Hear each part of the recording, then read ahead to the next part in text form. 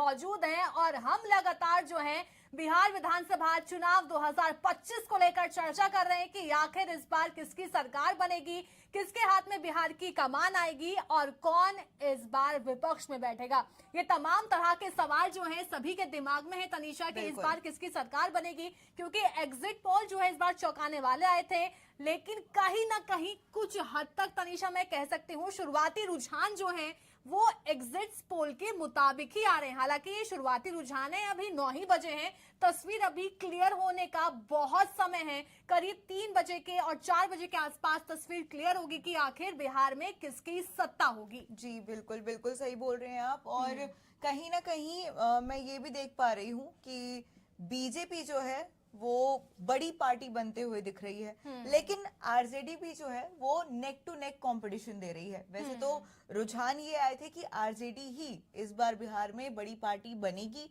और अभी ये शुरुआती रुझान है, हम इसको बहुत ही नेक टू नेक कंपटीशन में ले रहे हैं। और आगे और भी क्योंकि बहुत बैलेंस चल रहा है, एक दो सीटों से ही ऊपर नीचे इन दोनों पार्टियों में जो है टक्कर बनी हुई है।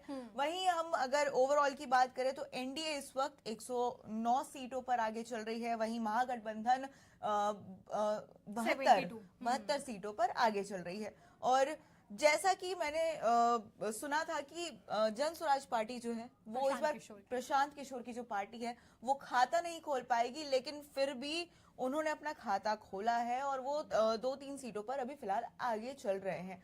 और भी अब ये एकदम शुरुआती रुझान है, और बाकी आप प्लीज कंटिन्यू कीजिए अभी फिलहाल। बिल्कुल, ये शुरुआती रुझान जो है जैसा कि तनीषा ने बताया, इस समय अगर बीजेपी की बात की जाए तो बीजेपी अपने आप में शुरुआती रुझानों में 60 सीट लेकर आई है, और आरजेडी की बात की जाए तो आरजेडी इस समय 59 सीट पर है। यानी ये जो फासला है ना वो 1 से 2 सीटों का है। अब लेकिन देखना ये होगा कि कौन सबसे बड़ी पार्टी बनकर उभरती है। देखिए यहाँ पर बीजेपी इस बार जो है यहाँ पर तगड़े बहुमत के साथ एनडीए में नजर आएगी जी। नीतीश कुमार सीएम फेस हैं, हालांकि कहीं ना कहीं जेडीयू जो है थोड़ी पीछे नजर आ रही है, इस बार थोड़ी पीछे नजर आ रही है। हाँ। लेकिन मैं उस पे भी एक बार रोकती हूँ आपको। हाँ। कि उसने भी अपना कहीं ना कहीं अभी तक हम जो रुझान देख रहे थे उसमें वो मतलब 30-31 के नंबर पे थी। हाँ। लेकिन अचानक से जेडीयू भी बढ़ के 50 पार कर चुकी है, तो ये बहुत बड़ा अपडेट है। तो कह सकते हैं कि जेडीयू आरजेडी अब जो है वो बैलेंस हो गई है, नेक टू नेक फाइटिंग अब 3 पार्टियों के बीच में हो गई है,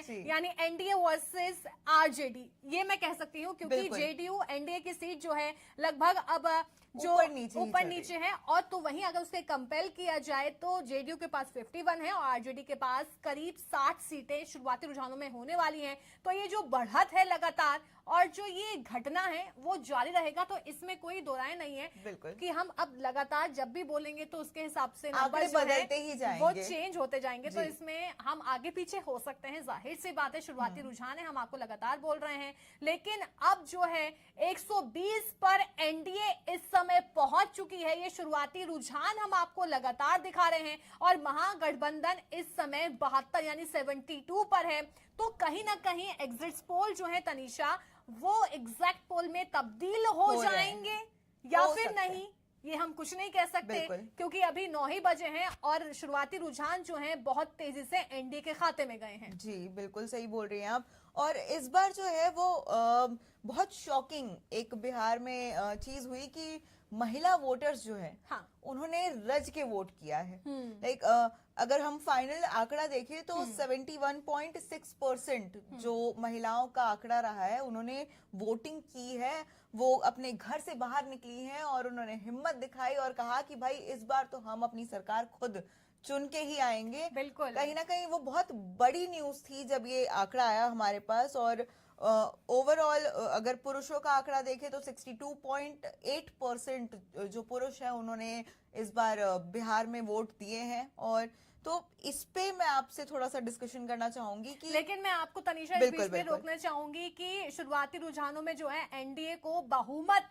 जो है वो मिल गई है, हो रही है। यहाँ पर जो है अभी थोड़ी देर 5-10 मिनट पहले ही हाफ सेंचुरी क्रॉस की थी, लेकिन अब पूरी जो बहुमत है शुरुआती रुझान में वो एनडीए के खाते में जाती नजर आ रही है। तो कह सकते हैं अगर ऐसे ही ये आंकड़े बढ़ते गए तो एनडीए जो है वो जीत हासिल कर सकती है बिहार में, और महागठबंधन जो है वो जीत हासिल नहीं कर पाएगी। तो कह सकते हैं कि इस बार जो है एग्जिट पोल सटीक बैठ सकते हैं, लेकिन अभी भी समय है। मैं बार बार कह रही हूँ कि अभी भी समय है, बहुत शुरुआती है, ये बहुत शुरुआत है, ये अप एंड डाउन चलता रहेगा। तो हम महिलाओं को लेकर बात करें तो तनिषा, आप महिलाओं को लेकर बात कर रही थी कि महिलाओं ने बढ़ चढ़कर वोट दिया है, इस बार अपने मत का, अपने अधिकार का इस्तेमाल किया है, घरों से बाहर निकली हैं और वोट किया है जी। तो उसके पीछे क्या वजह हो सकती है? देखिए, उसके पीछे बहुत सारी वजहें हैं, और कहीं ना कहीं मैं मानती हूँ